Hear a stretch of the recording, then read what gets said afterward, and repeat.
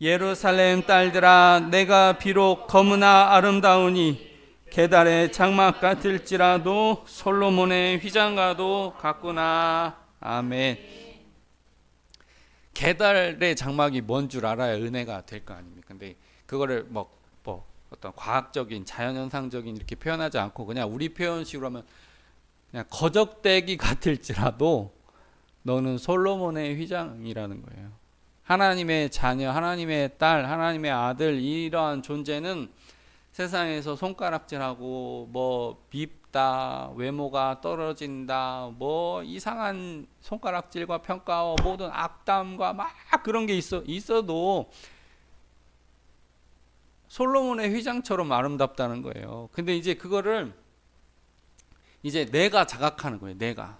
여러분 미인 중에 흑인은 별로 드물어요. 물론 이제 우리가 이 시선은 많이 인종차별적인 시선은 우리가 많이 걷어내야 되겠지만은 옛날부터 흑인이 뭐 미스 유니버스에 올랐다거나 뭐 흑인이 뭐 가장 아름답다거나 그런 일은 굉장히 드물어요. 그러니까 얼굴이 검다는 거는 뭐 그렇게 뭐 자랑거리는 아니에요. 근데 여기 보니까 아가서 1장 5절에 보니까 예루살렘 딸들아 내가 비록 검으나 아름다우니 그랬어요.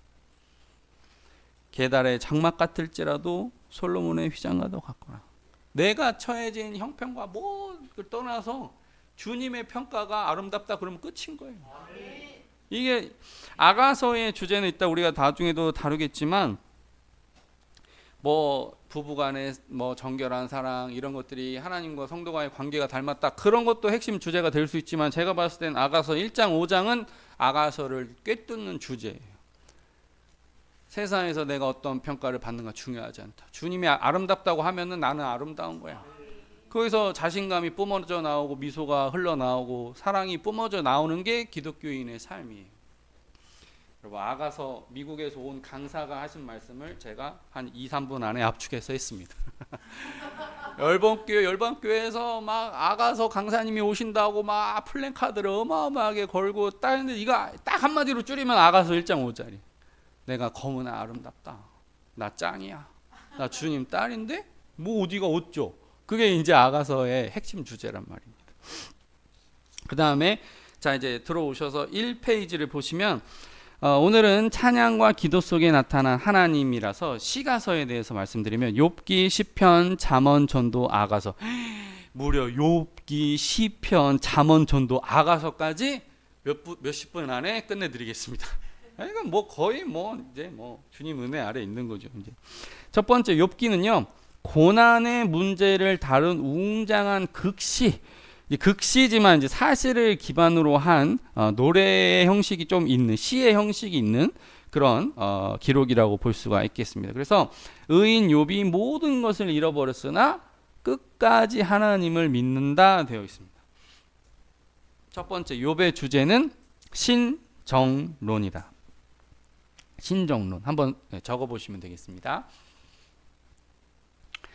그래서 하나님이 능력이 있으시다면 하나님이 공평하시다면 믿는 사람한테 왜 어려운 일이 닥치는가? 이게 맨날 이 구약의 난제예요, 난제. 원래는 이제 그리심산, 에발산 그 축복과 저주의 그 선포의 현장에서 하나님을 믿으면 복을 받고 그 다음에 하나님을 안 믿으면 저주를 받습니다. 백성들이 막 선포하고 그게 한동안 이렇게 쭉 흘러가는 것처럼 보였는데 때로는 하나님을 믿는 백성도 어려운 일이 생기고 때로는 신실하게 믿는 그런 백성들도 어려운 일이 종종 닥친다는 거예요. 왜 그런 것인가? 이 문제를 다루는데 두 번째는 욥과 그의 친구들의 논쟁입니다. 그래서 거기 그림 보시면 엘리바스, 빌닷, 소발이라고 하는 이 세 명의 새 친구가 나타나가지고 욥을 막 정죄하는 거예요. 네가 죄를 졌으니까 나쁜 일이 생겼지. 네가 분명히 은밀한 곳에서 하나님께 악한 일을 저질렀으니까 네가 벌을 받는 거야. 거의 욕 비슷해요. 거의 이제 뭐 욕만 안 할 뿐이지만 저주가 이제 가득합니다. 여기 잠깐 앞을 보시면 미라클 프롬 헤븐이라고 하는 데를 보면은 부모가 있고 딸이 있는데 딸이 병에 걸려요. 희귀병에 걸려요. 그러니까 이거를 믿음으로 이겨내고 있습니다. 이렇게 간증하고 있는데 세 명인가 두 명이 와가지고 네가 뭔가 하나님 앞에 죄를 지었으니까 딸이 그런 병에 걸렸지. 그러면서 그런 얘기를 막 하는 거예요. 싸다기를 그냥 확 날려버리고 싶은 그런 마음이. 교회에서는 그렇게 하는 거 아니에요. 좋은 일이 있든 안 좋은 일이 있든 축복하고 위로하는 거지, 네가 무슨 죄를 지었으니까 절대 그러면 안 돼요. 근데 아직도 우리의 그 심령 안에 목사님이 뭐 어디가 뭐가 딱 부딪혀가지고 코가 깨졌다든지 이마가 찢어졌다 그러면 목사님이 요즘 기도가 부족해, 그렇게 하면 안 된다는 거예요. 그렇게 하면 얼마나 아프셔요, 얼마나 힘드셔요. 하나님 그래도 우리에게 좋은 거 아니면 안 주시는 분이 뭔가 우리에게 새로운 은혜 주실 거예요, 뭔가 우리를 깨닫게 하실 거예요, 그렇게 얘기하는 거지 절대 엘리바스 빌닷 소발처럼 하면 안 된다는 거예요. 그리고 나서 나중에 엘리후 이야기하기 전에 욥의 주장은 아니다, 나는 정말 범죄하지 않았는데 이런 일을 당했다, 이렇게 주장을 하는 겁니다. 그러니까 이게 엄청나게 길게 반복돼요. 이제 이런 걸 너무 많이 읽다 보면 혼란이 올 만큼 이 엘리바스 빌닷 소발의 공격이 논리가 장난이 아닙니다. 그렇지만 논리적이지 않은 일이 발생한다는 거예요, 가끔. 그런데 나중에 엘리후라고 하는 젊은 사람이 좀 나타나가지고 너희들이 무엇을 안다고 떠드느냐, 하나님이 하시는 일을 인간이 어떻게 하느냐 라면서 좀 깐족거리는 것, 이제 4명이 달라붙은 거예요. 이제 사단인지 뭔지 4명이 달라붙어가지고 욥을 막 정죄하는 거예요. 거기서 욥이 조금 참지 못하고 조금 말실수하고 그렇게 나오거든요. 그런데 이제 이 욥기의 마지막에 가면 이제 결론이 나오지만, 중요한, 거기다 한번 적어 보실 수 있어요? 논쟁을 통해서 하나님의 뜻을 알지 못한다. 논쟁 X 이렇게 쓰셔도 돼요. 논쟁을 통해서 하나님의 뜻을 알지 못한다. 믿고 기도해야 하나님의 뜻을 알 수 있다. 믿음 동그라미, 기도 동그라미 이렇게 쓰셔도 돼요. 막 다 이렇게 꼼꼼하게 안 하셔도. 아시겠죠? 논쟁을 통해서 하나님의 뜻을 알지 못해. 아무리 깊고 철학적이고 온갖 세상의 지혜를 붙어도 싸우는 것 가지고 싸움을 말리지 못한다는 거예요. 싸움으로는 싸움을 말리지 못해. 하나님만이 싸움을 그치게 만들 수 있어요. 그 다음에 3번으로 오면 하나님께서 욥에게 던지시는 질문이 있어요. 첫 번째는 큰 거시적인 질문이에요. 광대한 우주에서 일어나는 일을 내가 아느냐. 거기 옆에다가 적어보세요. 폭풍, 땅의 시작, 바다, 별, 폭풍. 그러면 이제 좀 줄일 수도 있겠죠. 폭풍, 땅, 바다, 별. 폭풍, 땅, 바다, 별. 이렇게 너가 폭풍은 어떤 원리로 일으켜지며 어디서부터 어디로 왔는가 아느냐, 땅에 기초를 놓을 때 너는 어디 있었느냐, 묻을 가르고 바다를 만들 때 너는 어디 있었느냐, 너는 뭐를 했느냐, 네가 하늘의 별과 새벽별이 있을 때 너는 어디에 있었느냐, 너는 뭘 했느냐, 계속 그렇게 물어보시는 거예요. 그 다음에 미시적인 질문은 자연에서 일어나고 있는 생명의 신비에 대해서 내가 아느냐라고 되어 있는데, 거기에서 산염소의 출산이라고 적고, 그러니까 살아있는 염소가 아니라 산속에 있는 염소의 출산. 너가 야생 동물의 출산에 대해서 그가 며칠 동안 태 아이를 품고 있고 며칠 만에 아이가 나오는지 아니냐, 이런 질문을 막 하시는 거예요. 그 다음에 세 번째는 인간의 힘이 얼마나 약한지 아느냐라고 했을 때 옆에다가 리워야단이라고 한번 적어보세요. 리워야단.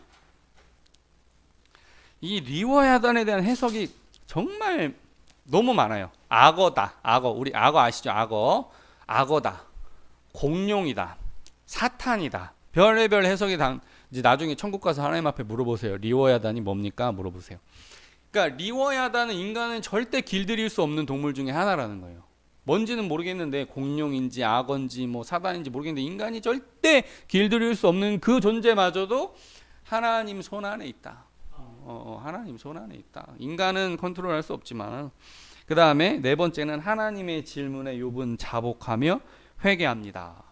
근데 저는 이 구절을 보면요 진짜 이상해요. 욥이 뭐 지금 자기 고난 당한 거죠. 자녀가 좀 안 좋은 일이 생기고, 제가 지금 안 좋은 일이라고 했지만은 자녀가 그렇게 되고, 재산이 막 다 풍비박산이 나고, 아내가 저주하고, 너 하나님 믿는 거 하나님 저주하고 죽어버려라 뭐 그러고, 그 어려운 상황인데 하나님 제가 죄 지은 게 없는데 왜 그러죠? 그런데 막 옆에서 친구들이 정죄하니까 내가 뭘 잘못했다고, 내가 뭘 그렇게 잘못했어요 하나님, 내 생일을 저주하고 태어난 날을 저주하고 그게 뭐 하나님을 저주하는 은근히 이제 하나님 나한테 왜 그러는 거냐고 이제 막 대들기 시작하는 거예요. 근데 하나님은 천지 창조를 가지고 너 아냐? 너 거기 뭐 하냐? 뭐 했냐? 뭐가 그 자리에 있었냐? 그 약간 동문서답 같은 거예요. 약간 이해가 안 돼요. 근데 이게 제가 간증으로 체험을 했잖아요. 사모와 함께 신혼방을 구하는데 서울 구로구는 그렇게 좋은 동네가 아닙니다, 여러분. 서울 구로구에 있는 시장 쪽에 있는 그 집을 막 구하고 있었어요. 그러니까 신혼집을 구해야 되니까 제가 얼마나 발품을 팔으라고 하면 팔겠어요. 제가 발이 마르고 닳도록 돌아다니라고 하면 돌겠어요. 그런 마음으로 막 검색도 하고 막 움직여보고 부동산 여기도 가보고 저기도 가보고 가격표도 보고 막 그러는데 딱 적당한 가격에 적당한 방이 나왔어요. 그래가지고 기분이 좋아가지고 그 부동산 그 사장님한테 이 방 저기 연결시켜 달라고, 나 이 방 보고 싶다고. 그래가지고 이 방 아직 안 나갔다고. 기분 좋아가지고 와가지고 기도를 탁 하는데 하나님이 네가 나를 천지의 창조주로 믿느냐 그렇게 물어보시는 거예요. 아니 제가 뭐 아버지 무슨 방배동에 뭐 강남에 땅을 달라고 했습니까?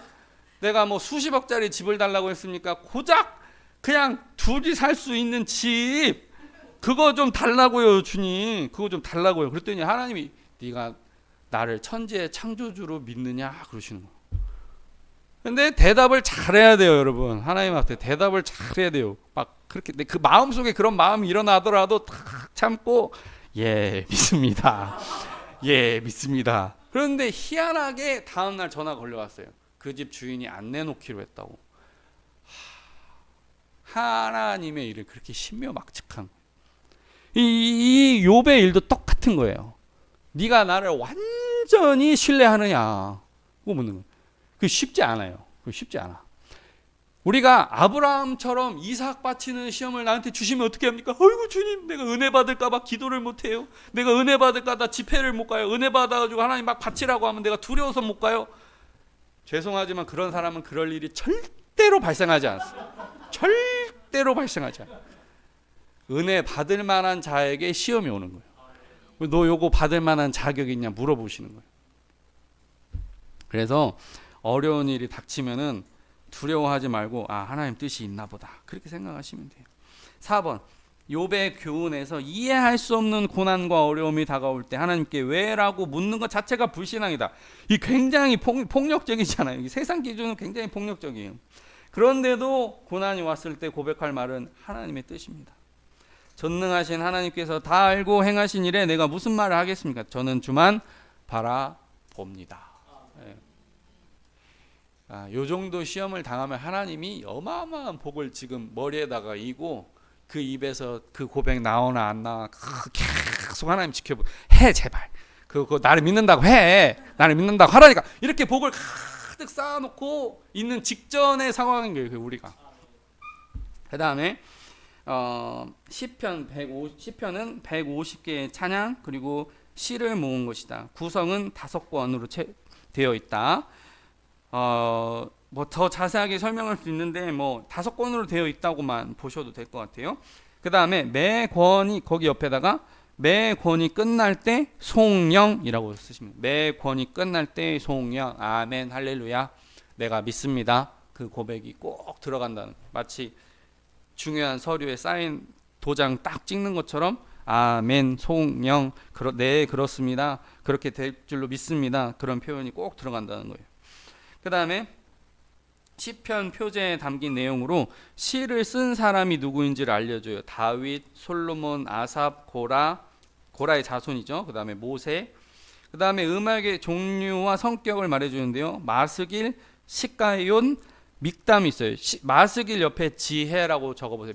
마스길 밑에다가 지혜라고 적어보시고요. 시가yon 밑에다가 부르짖음. 자, 마스길은 지혜, 시가요는 부르짖음, 믹담은 속죄. 주님, 제가 하나님 앞에 범죄했습니다. 죄송합니다. 그거 하는 겁니다. 그 다음에 그 옆에다가 히가yon, 히에다가 기억하면 힉이죠. 히가yon. 그것은 음표하고 점 찍고 하프 적어보세요. 음표 하프. 그러니까 나름대로 구체적으로 적혀 있어요. 나름대로 구체적으로 적혀 있고, 그 다음에 3번에 음악적인 표현을 말해준다 해서 영장은 지휘자. 그 다음에 영장 배웠으니까 셀라는 음악적인 추임새. 적으셔도 되고 안 적으셔도 되고, 영장은 지휘자, 셀라는 추임새. 그러면은 얼쑤 이건 약간 건방진 것 같아요. 그죠? 추임새라고 하면 그냥 송영이랑 비슷해요. 아멘 믿습니다. 주님 뜻대로 될 것입니다. 그거 다 그런 것입니다. 그 다음에 역사적인 상황이나 배경을 알려줘요. 다윗이 사울을 피해 유다 광야에 있을 때 이렇게 알려줍니다. 시편은 이런 식으로 구성이 되어 있다는 거예요. 자, 4가지 주요 유형에서 두 번째가 빈칸으로 있죠. 탄원시. 문나은 집사님 기도 잘 하시는데 거의 이런 형식으로 되어 있을지 몰라요. 한번 들어보세요. 탄원시 2번에다가 저 화살표 표시해가지고 1번 쓰시고 하나님을 부름. 조금 작은 글씨로 쓰셔도 돼요. 6개를 조금씩 써야 되니까. 하나님을 부름. 탄원시의 첫 번째는 하나님을 부른다는 거예요. 주여 하나님 제가 여기 있습니다. 그렇게 하나님을 불러요. 예. 우리가 뭐 세게 안 불러도 하나님 귀가 밝으시니까 다 들으시지만은 마음이 간절하니까 뭔가 기도하는 거 아니겠어요? 탄원하는 거 아니겠어요? 그 다음에 2번 처지를 탄식한다. 이게 굉장히 중요합니다. 나 괜찮아요, 나 괜찮아, 나 괜찮아, 이런 것이 아니에요. 솔직하게 얘기하는 거예요. 주님 저 힘들어요, 나 억울해요, 나 가슴이 답답해요, 미어져요, 눈물 나요. 그거 솔직하게 얘기하라는 거예요. 시편에 다윗의 시가 엄청 많죠. 솔직하게 오픈하라는 거예요. 나 진짜 말도 안 되는 일을 겪었어요. 내가 사울 그 집안 다 구원하고 이스라엘 다 구원하고 그런 일을 벌였는데 내가 어떻게 여기 쫓아다니고, 저 마을 사람들 내가 구원해 줬는데 저 마을 사람들이 나 고발하고 나 여기 있다고, 사울한테 여기 있다고 알려주고, 주님 맞아요. 이게 탄원시. 이게 솔직하게 처지를 고하는 거예요. 처지를 탄식하고. 세 번째부터가 이제 정말 중요한데, 신뢰를 고백해요. 그럼에도 불구하고 날 안아주시는, 부를 때 지라 부르죠. 신뢰를 고백해. 처지, 어떻게 그런 일이 있을 수가 있어요? 그리고 그럼에도 불구하고. 그 다음에 신뢰를 3번 고백한 다음에 4번은 간구합니다. 주님 꼭 이루어 주십시오. 꼭 이루어 주십시오. 그 다음에 5번은 확신합니다. 주님 그렇게 될 줄 내가 믿나이다. 그 다음에 6번이 진짜 꽃이에요. 꽃. 찬양. 그러니까 뭐예요? 탄원으로 시작했다가 하나님을 부르고 막 억울해 죽겠어요. 이 자식이, 이 놈이 참 나를 못되게 굴어요. 솔직하게 다 고하고 마지막에는 찬양으로 끝나는 거예요. 이 세상의 유행가나 그런 거랑은 달라요. 그래서 그럼에도 불구하고 신뢰를 구하는 게 중요해요. 이게 탄원시의 구조입니다. 어떻게 보면 기도의 구조랑도 비슷해요. 그 다음에 첫 번째는 찬양시고, 두 번째는 탄원시고, 세 번째는 감사시고. 감사. 그 다음에 네 번째는 예식시고요. 그 다음에 뭐 안 적으셔도 돼요. 내용이 많으니까. 절기, 언약, 왕의 즉위, 국가적인 절기 여러 가지가 있는데, 특별히 이제 제가 감사시에서 떠오르는 것은 야곱이 그 야복강을 건너갈 때 뭐 하나 가져가요? 뭐 하나 가져. 여기 나무떼기 딱 해가지고 개나리 보침 보자기 하나 싸가는 거예요. 보자기 하나 가지고 누구네 집으로 가요? 삼촌 라반의 집에 가죠. 그래가지고 라반의 집에 가니까 야곱이 닐리리아 니나노 그렇게 놀아요. 무지하게 열심히 악착같이 막 아롱지고 다롱진 건 제 것입니다. 이 주님 제가 믿습니다. 이거 아롱진 걸로 태어나게 하여 주시옵소서. 그러면서 막 어떻게든 아롱지고 다롱진 거 막 챙겨가지고 이건 내 거예요. 건들지 말아요. 나 이걸로 라헬 밥 먹여야 되고 레아 밥 먹여야 되고 비라 실바까지 붙어가지고 아내가 4명이나 되고 식구가 12명이나 돼가지고 먹는 것만 해도 돈이 얼마가 들어가는데 아롱진 거 다롱진 거 내 거예요. 그렇게 살아요. 그렇게 살다가 다시 하나님께서 너 집에 돌아가라라고 부르셨을 때 야곱이 뭐라고 고백해요? 주님 보옵소서. 내가 개나리 보찜 하나 가지고 이 강을 건넜는데 얼마나 이루었다고요? 두 때나 이루었나요? 그래서 한때 누구 줘버려요? 형 줘버려요. 이게 축복이에요. 이게 감사예요. 이게 내가 형편이 어려울 때는 막 착같이 아껴야죠. 어떻게 하겠어요? 내가 형편이 어려운데 빚이 있으면 빚도 갚는 것이고 열심히 막 노력하지만은 하나님이 나한테 두 때나 주셨구나 인식하는 순간은 형한테 주는 거예요. 주는 거 베푸는 거예요. 그게 감사의 완성이에요. 완성. 잠언으로 오셔가지고 좀 길어지지만 재미있으시죠? 잠언은 여러 가지 삶의 지혜들을 여호와 하나님을 믿는 신앙 고백의 시각에서 제정되었어요. 첫 번째는 생활의 지혜, 부부 윤리, 가정 윤리, 왕궁 신하의 도리. 그래서 악한 사자는 덫에 걸리나 충신은 약이다. 안 적으셔도 돼요. 집을 세우는 여인도 있지만은 집을 허무는 여인도 있다. 그러니까 집을 관리하는 여인의 역할이 엄청 중요하다는 거예요. 그다음에 신앙화된 지혜. 여기에는 지혜의 근본은 하나님을 경외하는 것이다. 지혜의 근본은 하나님을 경외하는 것이다. 성경에는 잠언에는 그런 말씀이 많죠. 여호와를 신뢰하고 내 명철을 의지하지 말라. 내 행사를 여호와께 맡기라. 여호와를 경외하는 것이 지식의 근본이거늘 미련한 자는 지혜와 훈계를 멸시하느니라. 3번 지혜의 의인화. 의인화의 동그라미 한번 쳐보시고 지혜는 성육신된 하나님의 음성이다. 지혜가 길거리에서 부르며 그랬어요.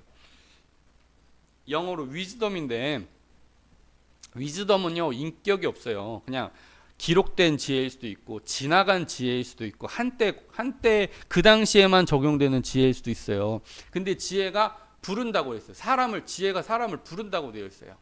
그게 뭐냐면 인격이라는 건데 예수님이고 또한 함께 하시는 성령님도 되죠. 그래서 얼마 전에 우리가 배웠던 코스믹 마인드예요.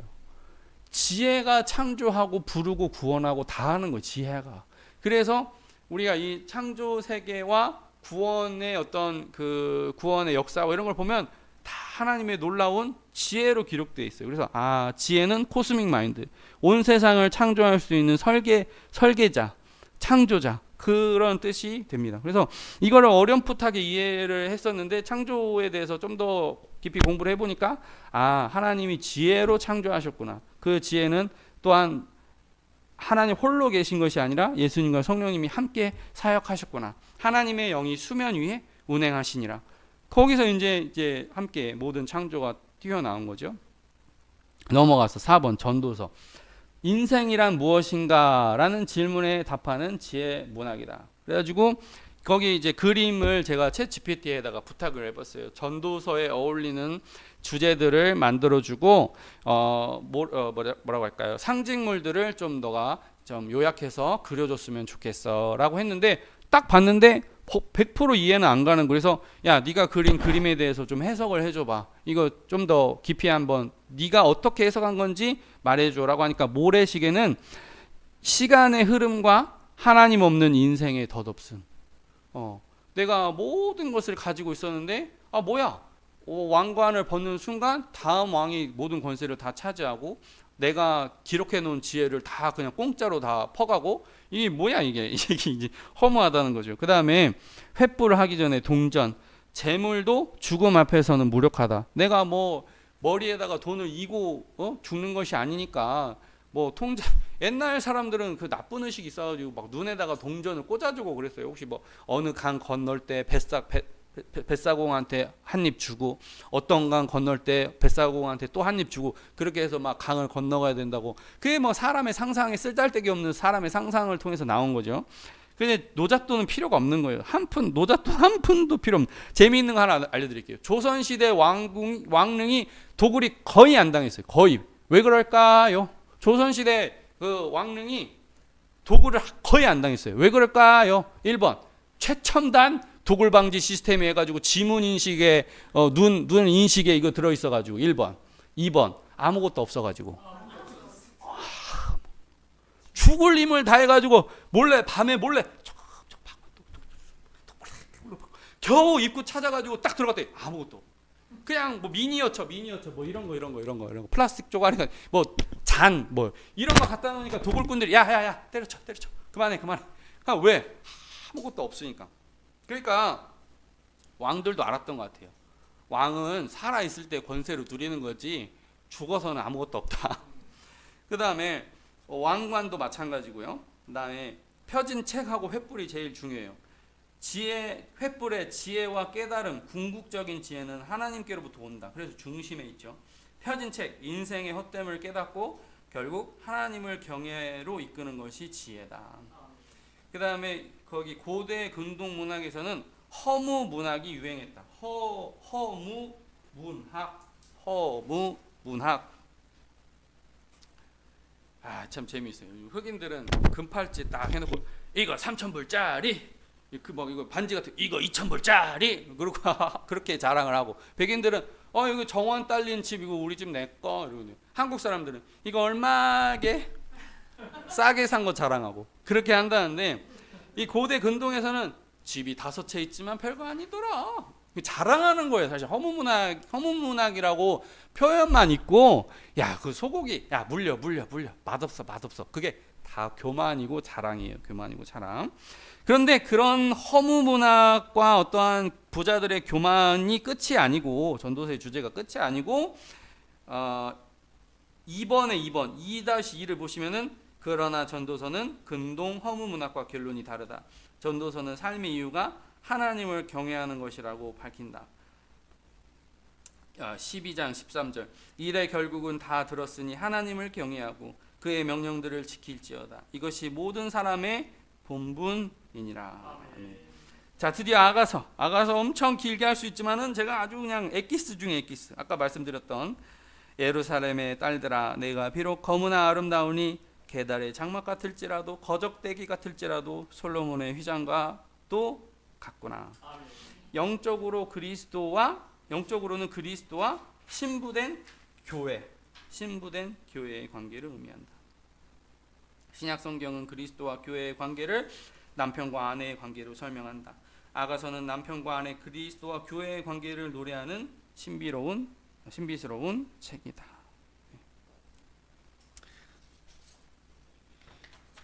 갑자기 생각나는데, 솔로몬의 후궁이랑 처첩이 막 수백 명이라고 그랬죠. 우리 노 목사님, 아이고 처음 뵙겠습니다. 술람미라고 하는 이상형. 사실 꿈에 그리던 이상형인데, 술람미라는 여인이 실제로 있는지 없는지도 확실하지 않다고까지 주장을 하는데, 그럼 왜 이 술람미가 중요하느냐? 솔로몬의 수많은 후궁과 처첩은 사실 뭐예요? 여러 지역의 왕들의 딸들이죠. 정치적인 거죠. 내가 이 사람과 혼인은 했지만은 반드시 선물을 해야 되죠. 대가성 혼인입니다. 대가성 혼인. 그러니까 솔로몬이 이 대가성 혼인에 대해서 넌덜머리가 난 거예요. 그래서 아름답고 순결하고 고귀한 사람을 찾는 거예요. 그러니까 사실을 찾았는지 못 찾았는지 정확히 몰라. 이게 중창 형태로 되어 있어요. 남자가 어떤 파트에 막 노래를 하든, 여자가 어떤 파트 중창 파트를 이런 식으로 구성이 되어 있거든요. 그러나 중요한 것은 솔로몬이 하나님을 발견했다면 만족하는 거죠. 그거는 이제 장가로 해결할 수 있는 문제가 아니라 하나님과, 그래서 교회의 관계, 하나님과 사람의 인격적인 관계를 표현해 주는 것이 아가서고, 아가서는 내가 부족해도 하나님의 은혜가 있으면 나는 아름답습니다. 그거를 깨닫는 것입니다. 기도하겠습니다.